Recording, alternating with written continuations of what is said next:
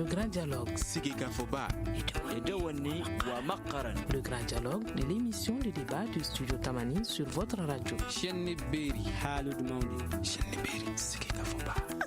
Le grand dialogue. Bonsoir et bienvenue au Grand Dialogue. Ce soir, nous nous intéressons à la gouvernance, situer la responsabilité des acteurs, les autorités politiques, la société civile et le secteur privé.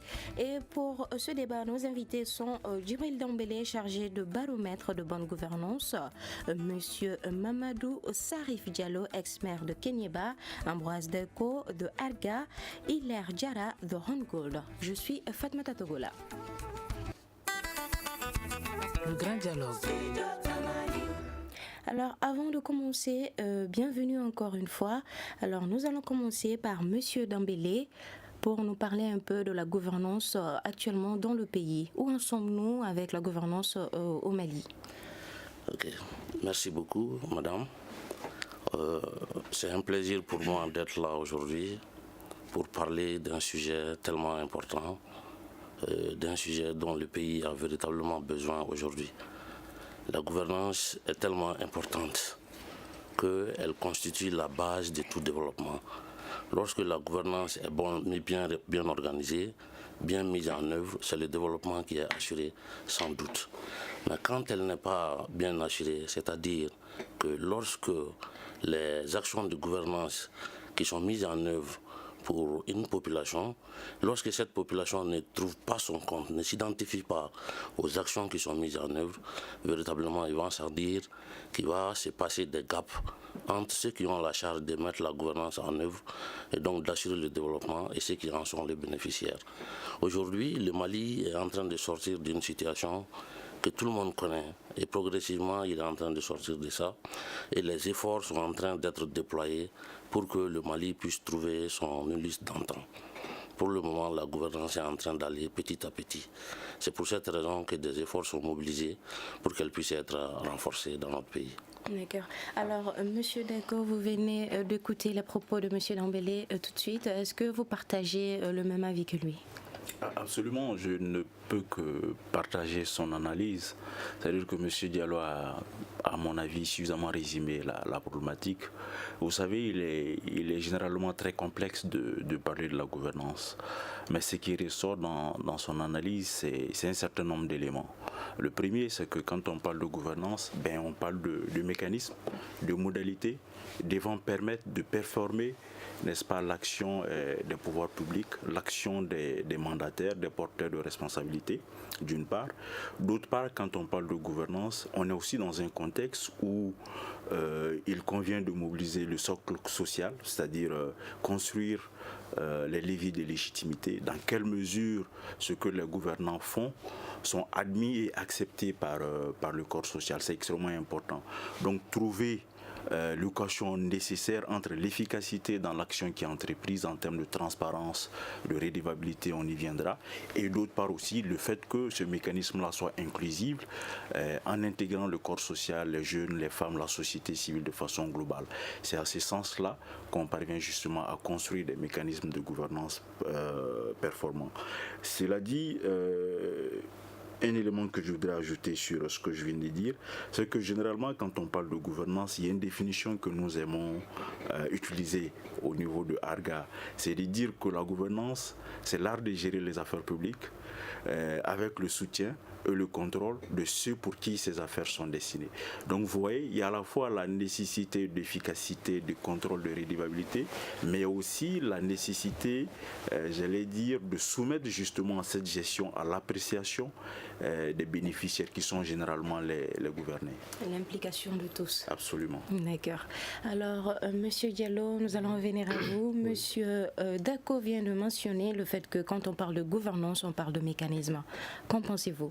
Bon, vraiment, je vous remercie d'abord de nous avoir invités autour de cette table pour échanger d'une question d'actualité. Effectivement, je confirme ce qu'il a dit. C'est la gouvernance et la mise en place des institutions, la bonne gouvernance et l'exécution ou bien la mise en œuvre des recommandations données à ces institutions. Donc effectivement, c'est tout à fait logique ce qu'il a dit et je le confirme. D'accord. Alors, Monsieur Diarra, qu'en pensez-vous de la situation actuelle concernant la gouvernance au Mali? Ok, merci bien, madame. Moi, je suis du secteur privé et de mon expérience, on est dans 2 régions au Mali et on travaille beaucoup avec la communauté autour de nous. Et un des problèmes qui est vraiment criard dans la zone, c'est le problème de gouvernance. En fait, en disant problème, je ne dis pas que rien n'existe. Il y a des institutions de la place, le maire est là, on a beaucoup travaillé ensemble.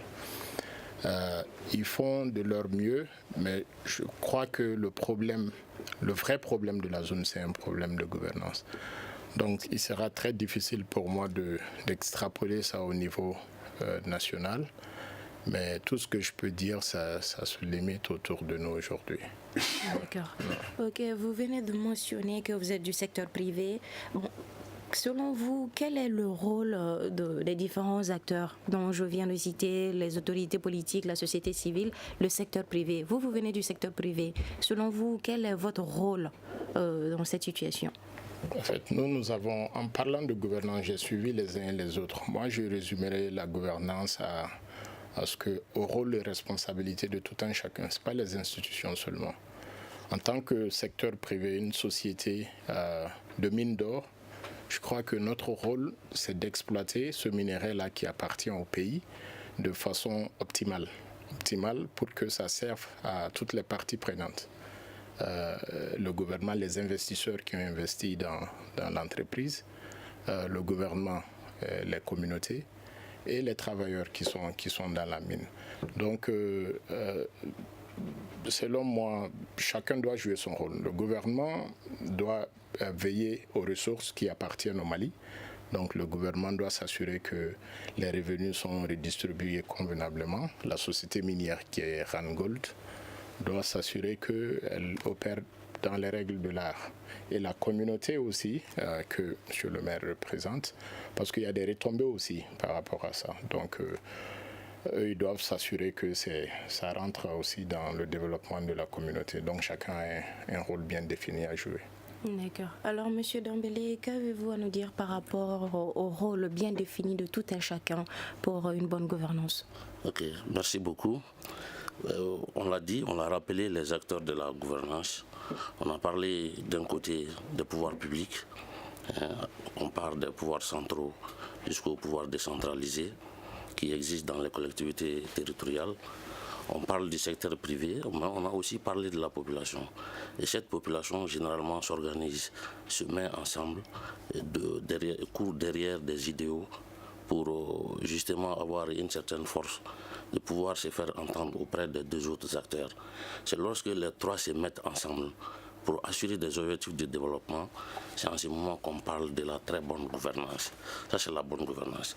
Le rôle des pouvoirs publics, c'est de prendre des politiques, c'est de prendre des normes qui permettent aux uns et aux autres d'évoluer dans leurs domaines respectifs. Et maintenant, le rôle de la population, c'est de pouvoir bénéficier des actions de développement qui sont initiées par les premiers. Et le secteur privé, on le sait, son but ultime, c'est la recherche du profit. Ça, c'est son but ultime. Mais puisqu'il évolue aussi dans une société, il ne peut pas réaliser ce profit lorsque cette société n'est pas dans une certaine aisance. Mais vous venez de dire qu'il y a des efforts qui sont en cours. Oui. Est-ce que vous pouvez nous développer ces efforts-là un peu? Oui, ces efforts, on peut par exemple parler même du programme qui m'emploie, le programme d'engagement civique. C'est un programme qui est là, qui a 3 grands objectifs. Le premier objectif consiste à renforcer la responsabilité sociale, c'est-à-dire que l'État et la population puissent jouer leur part dans la gestion des affaires publiques, que chacun ait un mot à dire dans ce qu'on appelle la définition du destin commun. Donc ça, c'est le premier objectif que mon programme poursuit. Le deuxième objectif consiste justement à à renforcer les organisations de la société civile, la population tout court, à connaître ses droits et ses devoirs et à pouvoir réclamer ce qui est bon à être exécuté et ce qui n'est pas bon à être exécuté. Ça, c'est le deuxième objectif. Et le troisième objectif va consister cette fois-ci à renforcer ces liens justement de collaboration qui doivent exister entre les trois parties, qui reviennent au pouvoir public, aux organisations de la société civile et au secteur privé. Nous travaillons à cela pour qu'une certaine synergie puisse exister entre ces trois parties-là. C'est pour cette raison que j'ai dit qu'il y a des efforts qui sont en cours. Même quand on voit les autorités locales au niveau des collectivités décentralisées, il y a beaucoup d'efforts de renforcement des capacités qu'on est en train de leur adresser et qui doivent leur permettre de pouvoir répondre aux demandes de la population. C'est pour cette raison que j'ai dit qu'il y a des efforts qui sont en cours. En voici quelques-uns. D'accord. Alors, monsieur le maire, monsieur Diallo, nous allons revenir à vous. Il vient de citer trois grandes lignes concernant les efforts qu'ils sont en train d'entreprendre pour une bonne gouvernance. Oui. Estimez-vous que cela puisse être un chemin vers une bonne gouvernance? Bien, merci. Bon, pour moi, ce qu'il a dit, si il y a une parfaite union, ça peut conduire au développement. Pourquoi? Parce que déjà, tous ceux qui sont élus là, c'est des gens qu'on prenne fraîchement dans les couches, qui n'ont presque aucune idée dans le cadre de la fonction qu'ils doivent jouer. C'est à la tâche qu'ils parviennent à comprendre. Maintenant, si l'État les accompagne par les formations, les séries de formations dont il a évoqué, ce serait une très bonne chose. Mais au fur et à mesure, comme M. Diarra l'a si bien dit, pour que ça puisse vraiment marcher et qu'il y ait une bonne gouvernance, il faut que chaque responsable joue son rôle, de l'État, du secteur privé, des collectivités territoriales et de la communauté. Nous reconnaissons que nos partenaires, le secteur privé, dont les mines, c'est nos partenaires privilégiés. Bien sûr, il y a d'autres partenaires, il y a les ONG, il y a tout. Mais qu'est-ce qu'on constate généralement? C'est que le plus souvent, c'est cette symbiose qui est occultée quelquefois. Pourquoi? Parce que depuis le départ, il faut associer la population, depuis le départ. Alors que c'est un cas qu'on observe très rarement.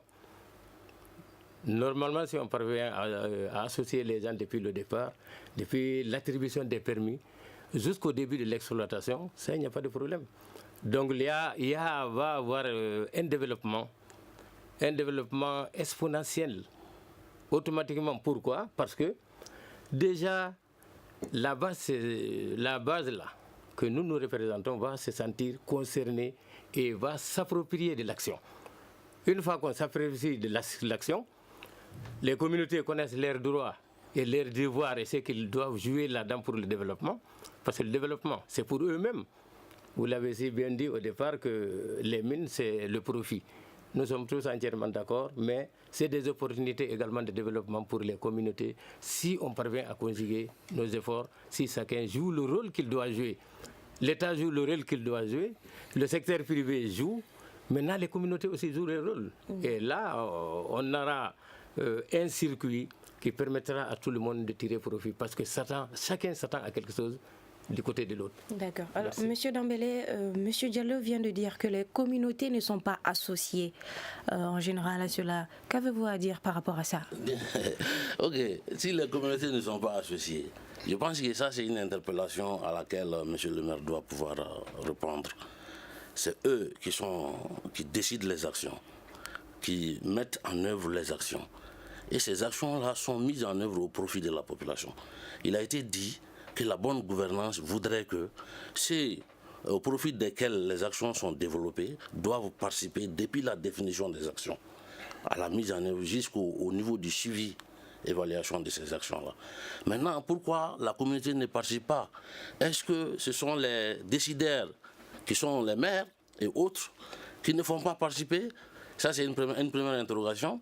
Une deuxième interrogation, est-ce que ce sont les communautés elles-mêmes qui ne manifestent pas d'intérêt pour participer? Et troisième question, est-ce que c'est par ignorance qu'elles restent en marge? C'est pour cette raison que notre programme voudrait mettre une masse d'informations à la disposition à la fois des maires qui sont les gouvernants, mais aussi de cette communauté, pour qu'elle puisse connaître l'ensemble de ses droits et en faire usage. C'est à partir de là qu'elle peut efficacement participer. Oui, je voulais à ça, au fait. Je ne veux pas transformer ce débat en mine, parce que ce n'est pas le sujet. Oui. Mais je crois qu'il faut clarifier ce que le maire a dit, parce qu'en disant que les communautés ne sont pas consultées, je crois qu'il a parlé de permis de recherche. L'attribution de permis, c'est un peu différent des mines, parce que en fait, quand il y a mine, il y a des lois. Il y a des lois dans ce pays. Il faut faire l'étude d'impact environnemental. Il faut consulter la communauté, les autorités. Donc il y a bel et bien consultation des communautés. C'est vrai que par rapport au permis, la question a été soulevée. Donc il y a l'attribution de permis, c'est de l'État aux sociétés minières. Maintenant, est-ce que les communautés sont consultées là-bas ou pas? Ça, c'est autre chose. Mais il sera très difficile aussi. Il faut comprendre que la recherche, c'est beaucoup d'investissement et rien n'est garanti. Et dans notre pays, très souvent, quand on consulte les gens et la même personne qu'on a consultée va demain dire qu'on ne l'a jamais vue. Donc il y a ces questions aussi qu'il faut comprendre par rapport au permis. Donc c'est la recherche, c'est beaucoup d'investissement, il faut aller très vite. Qu'est-ce qui explique ce phénomène-là, du fait que vous allez voir quelqu'un aujourd'hui et demain cette personne va nier vous avoir vu? Bon, nous on a essayé d'apporter des solutions. Souvent c'est la communication en fait. Souvent c'est la communication, mais la plupart du temps dans notre pays aujourd'hui c'est le problème d'éducation. Peut-être qui peut constituer un autre sujet, mais le niveau souvent des interlocuteurs, même Monsieur le maire l'a mentionné, même les élus qui doivent même s'occuper du développement ne sont pas très souvent à la hauteur. D'accord. Alors, Monsieur Deco, nous venons à vous. Par rapport à ce que Monsieur Diarra vient de dire, il y a question de niveau. Alors, quelle est votre analyse par rapport à ces propos? Je commencerai par dire qu'il faut clarifier ce dont on parle, parce que pour ne pas tomber dans une généralisation un peu trop abstraite, vous savez, quand on parle de gouvernance, définissons déjà l'échelle. Vous avez la gouvernance au niveau étatique, qui a son mécanisme de fonctionnement, qui diffère de la gouvernance au niveau communal, sinon des collectivités, qui eux aussi ont leur mécanisme de fonctionnement.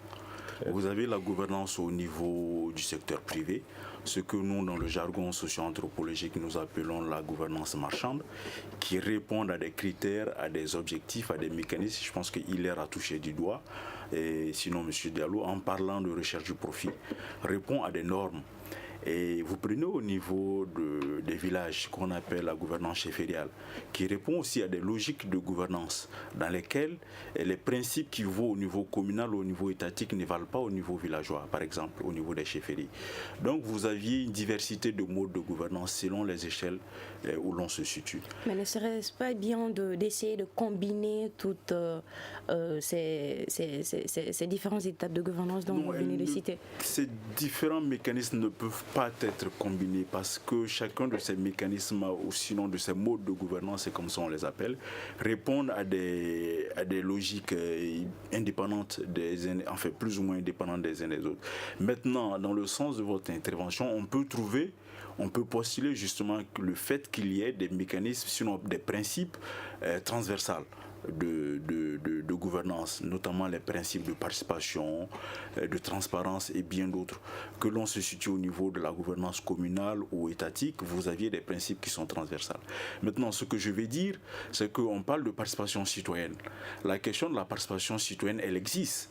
Depuis plusieurs années, il y a des efforts qui sont en train d'être faits pour mettre en place des participations citoyennes, n'est-ce pas? Maintenant, je prends un exemple. Vous prenez au niveau des collectivités locales, il y a maintenant près d'une dizaine d'années, on a instauré par exemple les restitutions publiques qui donnent un autre souffle de dynamique au niveau des collectivités locales.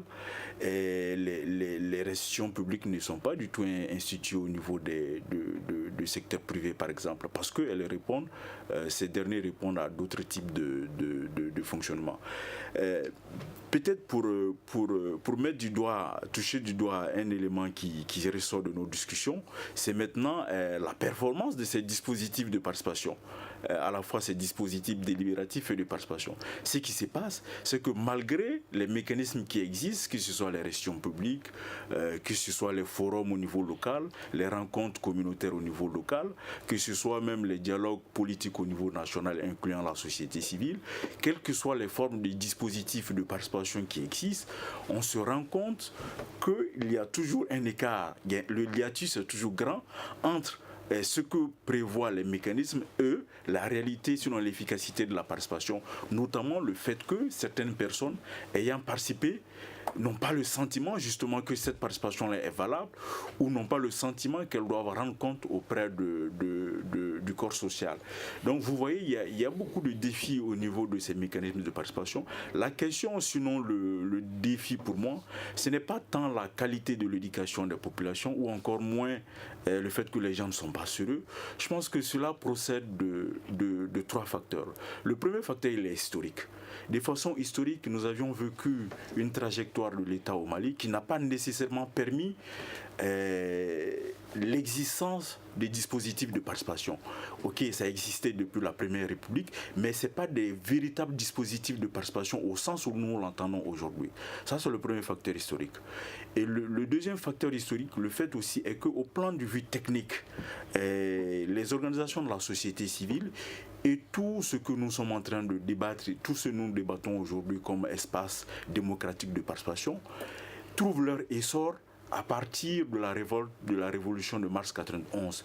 Le processus de démocratisation naissant consacre une ouverture de l'espace démocratique et permet de doter, en tout cas de rendre dynamique tout ce que nous savons, notamment la création des collectivités locales en institut. Donc vous savez, l'apprentissage est en cours, il est difficile, il est complexe. Le troisième facteur sur lequel je termine, madame, c'est que tous les dispositifs, l'essentiel des dispositifs pour lesquels on mobilise les populations pour qu'elles participent sont des dispositifs extravertis.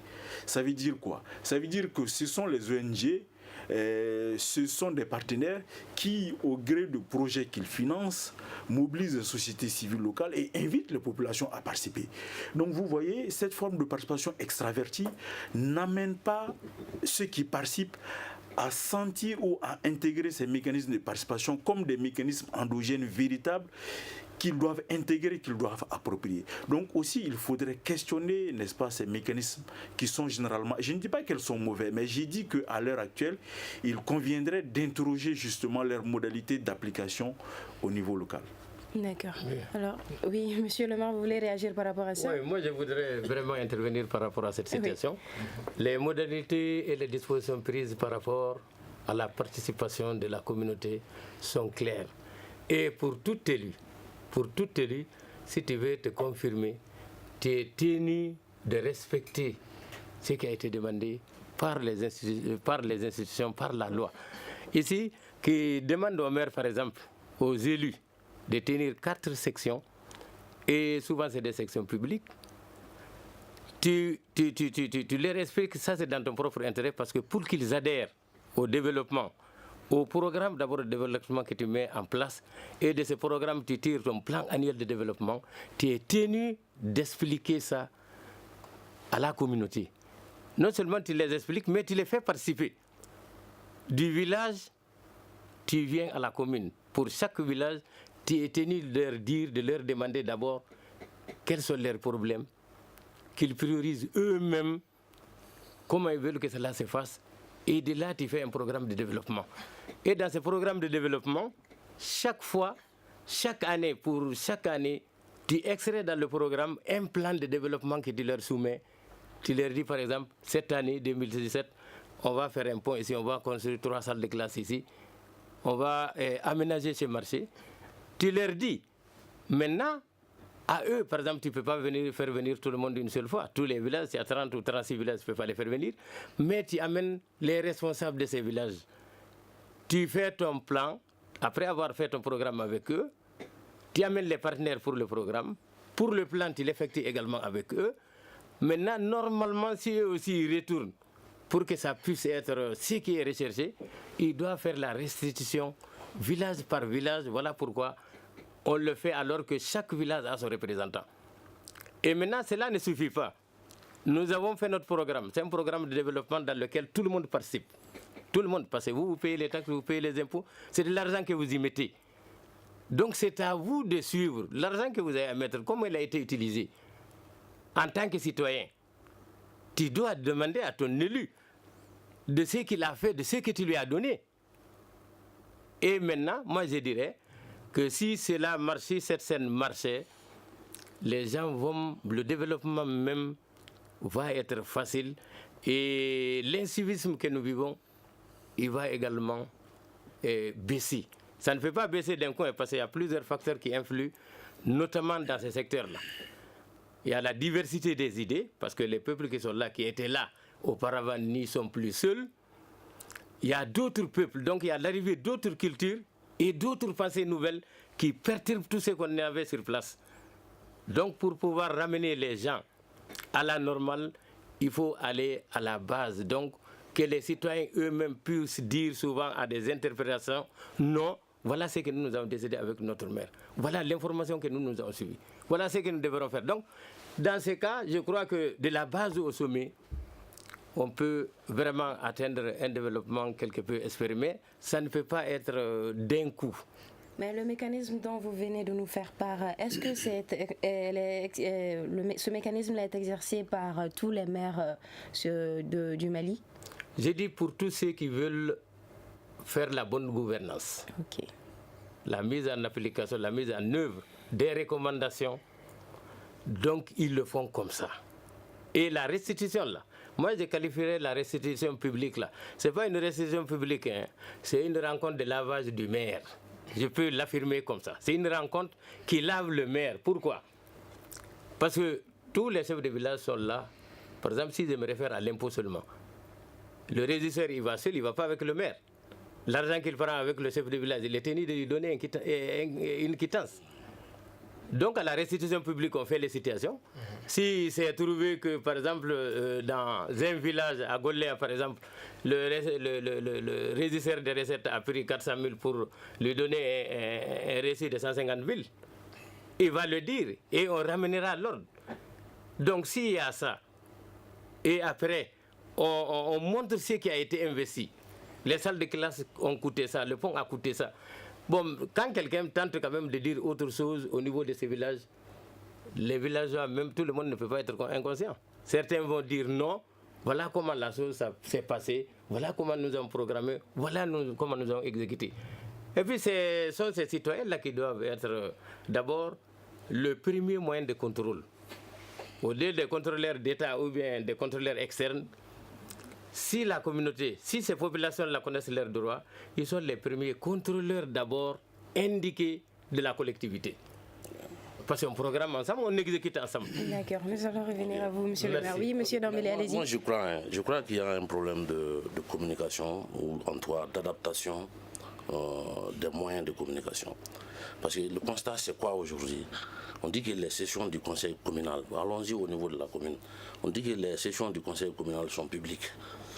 Et aujourd'hui, rares sont les communes qui ne disposent pas de chaîne de radio.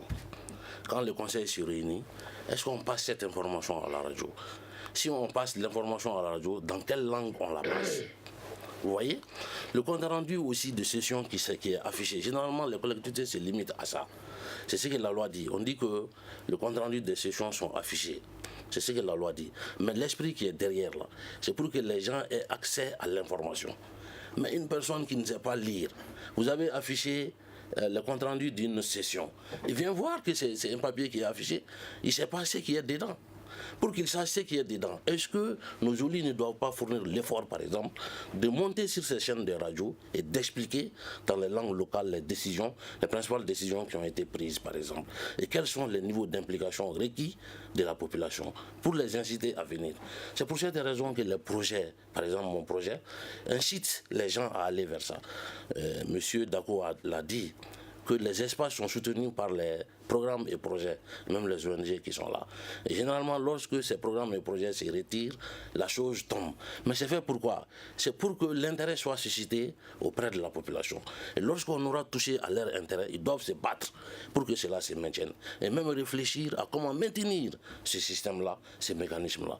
Mais aujourd'hui, c'est ce qui est en train de s'effriter petit à petit. Quand le projet vient avec une initiative, le projet se retire, c'est l'initiative aussi qui se retire petit à petit. Moi, je voudrais lancer l'appel à l'ensemble de la population de notre pays, qu'elle sache que ceux qui sont là aujourd'hui comme maires, c'est elles qui les ont mis là-bas. C'est elles que ces gens-là représentent. Et ces gens-là doivent agir dans le sens de leur intérêt, dans le sens de leur aspiration profonde. Lorsqu'ils ne sont pas satisfaits, ils doivent aussi pouvoir exprimer cela. Et il y a beaucoup de canaux pour cela. D'accord. Nous allons observer une courte pause avant de nous retrouver sur ce plateau. Vous écoutez Studio Tamani, votre avis nous intéresse. Écrivez vos commentaires et suggestions sur la page Facebook et dialoguez avec nous. Studio Tamani, c'est aussi les réseaux sociaux. Le grand dialogue de ce soir réfléchit sur la gouvernance et nos invités sur ce plateau, Djibril Dembélé, chargé de baromètre de bonne gouvernance, Mamadou Sarif Diallo, ex-maire de Kéniéba, Ambroise Dako de Arga et Lair Diarra de Rongold. Alors, monsieur Dako, dans vos propos, vous étiez en train de nous citer les 3 facteurs et dans ces 3 facteurs, dans le deuxième, vous avez fait mention de démocratie. Alors, selon vous, est-ce que vous pensez que les gens ont bien compris le sens de la démocratie au Mali? Absolument. La population malienne a parfaitement compris le sens de la démocratie pour la simple raison que les principes, les modalités et le sens de la démocratie a toujours existé dans notre société d'une manière ou d'une autre. Et à partir de 1991-1992, ce qui s'est passé, c'est plus ou moins la systématisation de nouvelles pratiques de démocratie électorale donnant l'accès aux citoyens, disons la possibilité aux citoyens de créer des partis politiques, de créer des associations, en tout cas l'ouverture des libertés, ni plus ni moins. Et on pourrait ajouter l'une des innovations majeures, c'est peut-être l'architecture institutionnelle qui a été revue et réadaptée. Et voilà. Sinon, dans le fond, je pense que parler de démocratie a toujours été des pratiques au Mali. Maintenant, ce qui se passe, j'imagine que votre question est relative au défi de la démocratie. Effectivement, il y a ces derniers temps, il y a des rencontres scientifiques qui sont en train d'être organisées pour essayer de questionner le bilan des 25 ans, sinon des 26 ans de la démocratie. Parce qu'effectivement, ce qui ressort de ces débats, c'est quoi? C'est le fait qu'il y a un décalage énorme, sinon abyssal, entre j'allais dire la démocratie telle qu'elle a été initiée, conçue au départ, et puis le résultat aujourd'hui, le bilan après 25 ans. Les décalages entre les institutions, leur fonctionnement au sens normatif, et puis les pratiques. Monsieur le maire décrivait les pratiques, sinon normatives, disons le caractère normatif de ce que devaient être les institutions, le fonctionnement des institutions publiques et tout autre. Mais quand on regarde dans le fond, comment cela se met en œuvre, comment cela est vécu, vous voyez que le décalage il est énorme justement entre le fonctionnement des institutions, enfin, ce que dit la loi sur le fonctionnement des institutions et les pratiques réelles. Et ce qui est en cause, je pense que quelqu'un l'a résumé parfaitement, c'est le ministre Ousmane Sy, en parlant de la rupture des valeurs. Et ce qui est en cause, c'est cela. C'est que nous avions plus mis l'accent, nous avions plus mis l'accent sur ce qu'on appelle l'ingénierie institutionnelle. Avoir une architecture institutionnelle, des institutions qui existent, les apporter les ressources nécessaires, avoir justement des textes de loi qui sont bien ficelés et voilà, avoir une régularité, sinon une constance dans l'organisation des élections, mais dans le fond, dans le fond et dans le portage qui est fait au sens des valeurs, au sens même de l'appropriation par le corps social, je pense que là-bas on a péché. C'est pourquoi, quand vous parlez de gouvernance aujourd'hui, quand vous parlez de démocratie, eh bien ce que le corps social vous répond, c'est la corruption des élites, c'est un peu le dysfonctionnement d'un certain nombre d'institutions, c'est un peu l'inaccès des populations aux services sociaux de base, que ce soit au niveau national ou au niveau des collectivités locales. Vous voyez, autant la profession de foi à la sortie de la conférence nationale de 91 était bonne en parlant d'une démocratie multipartiste ou en parlant de façon globale d'une gouvernance démocratique, autant le décalage et le fonctionnement de ces institutions n'a pas du tout été satisfaisant et n'est pas du tout satisfaisant, et ce qui fait que nous assistons à des formes de révolte implicite que certains analysent comme des formes souvent d'incivisme ou de manque de citoyenneté. En général, ce n'est pas nécessairement des formes d'incivisme ou de manque de citoyenneté, c'est une forme de révolte implicite du corps social contre la non-performance des institutions telles qu'elles devraient exister. Voilà comment moi je l'analyse. D'accord. Alors, Monsieur Diarra, selon vous, qu'est-ce que vous pouvez nous dire sur la démocratie actuelle et avant, comme Monsieur Dako vient de nous le mentionner tout de suite? Non, je rejoins ce que M. Dako a dit, c'est son domaine. Il a bien résumé ce qui se passe. Mais comme on le dit tout au long de ce débat, il y a des problèmes. Il y a des problèmes au niveau de la démocratie. Et je voulais revenir sur le point de l'éducation, au fait, avec grand E. Il y a les dispositifs qui sont en place. Par exemple, le maire a parlé de dispositifs par rapport aux élus. Dans les communautés, il y a des dispositifs, il y a les normes qui régissent une communauté. Au niveau du gouvernement aussi, on a les lois et règlements. Donc, qu'est-ce qui se passe? Souvent, il faut les bonnes personnes. Ce sont les personnes qui exécutent ces dispositifs-là. Et si une personne n'a pas l'éducation nécessaire de mettre en œuvre ce plan, de rendre opérationnel ce système, ça va toujours échouer. Moi, je crois que c'est le problème fondamental aujourd'hui avec les institutions qu'on a en place. En tant que minier, par exemple, je prends l'exemple simple sur ce qu'on fait dans la communauté. On est vraiment engagé. On est à Randgold, on a une société citoyenne. Lolo et Gunkoto, c'est des citoyens de ces deux communes, Sitakili et de Kenyeba. Donc, en tant que citoyen, on essaie de faire notre rôle et responsabilité dans la zone. Donc, le code minier nous dit mettez un fonds, investissez dans la communauté. Mais moi, je ne suis pas spécialiste d'éducation, je ne suis pas spécialiste hydraulique, je ne suis pas spécialiste d'agriculture. Mais souvent, tout le monde s'assoit et regarde la mine. Il faut faire ça, il faut faire ça, il faut faire ça. Oubliant que l'activité principale, quand on a signé avec le gouvernement, on a signé devant le peuple malien que cette ressource, on va l'exploiter optimalement et on va créer de la valeur pour tout le monde. Donc, si les bonnes personnes sont autour de nous, les institutions, le CAP, la mairie, toutes ces institutions sont actives autour de nous, ça va rendre le travail très facile. Parce que présentement, autour de nous, on investit dans l'eau, on fait l'agriculture, on fait l'éducation, mais souvent c'est très très difficile d'avoir l'interlocuteur bien formé qui peut mettre en œuvre toutes ces politiques-là. Donc je reviens sur ça, je pense qu'il y a un problème fondamental d'éducation avec grand E. D'accord. Alors, Monsieur Dambélé, que pensez-vous de ce que Monsieur Diarra vient de dire, que le fond même du problème, c'est concernant l'éducation avec grand E? Peut-être oui, ça peut être un problème d'éducation, mais c'est surtout un problème d'individu, pour moi. Parce que les textes peuvent être clairs, peuvent définir les choses d'une façon absolument claire. Mais l'application qu'on en fait, c'est ça qui fait que les gens sont encouragés à participer ou à se retenir. Parce qu'aujourd'hui, quand vous allez dans les collectivités territoriales, c'est pas rare de voir des communes qui sabotent un peu les moments de participation même de la communauté. Par exemple, quand on prend le budget de la commune, on dit que le projet de budget ne peut pas être adopté tant qu'il n'y a pas eu, autour de ce document-là, ce qu'on appelle un débat public. Mais généralement, c'est des procès-verbaux fictifs que les gens élaborent. Parce que quand le document arrive au niveau du préfet, il fait un contrôle de forme. Il regarde simplement s'il y a un PV. Mais en réalité, ils se mentent entre eux en disant qu'on a tenu un débat public. Mais ils sont en train de creuser le gap entre eux et la population qui doit normalement participer pleinement pour qu'ils réussissent dans leur mission. Maintenant, à côté de ça, lorsqu'il y a une partie de la population qui veut même prendre les choses en main, c'est lever, chercher à comprendre les choses par des questions, par des démarches, par la mobilisation des uns et des autres, en approfondissant les questions. On mobilise, on s'élève tout de suite, on dit que telle personne est contre ma personne. Alors qu'on est maire pas parce qu'on s'appelle X, on est maire parce qu'on doit représenter une communauté. On doit mettre en œuvre des politiques de développement au profit de cette communauté.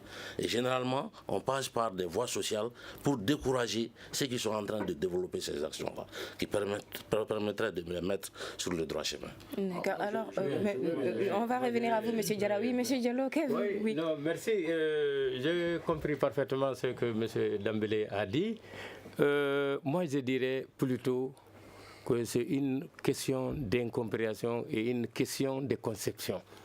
Quand celui qui est là et qui a la charge de cette communauté ne peut pas créer un problème, parce que pour trouver une solution, il faut avoir le problème.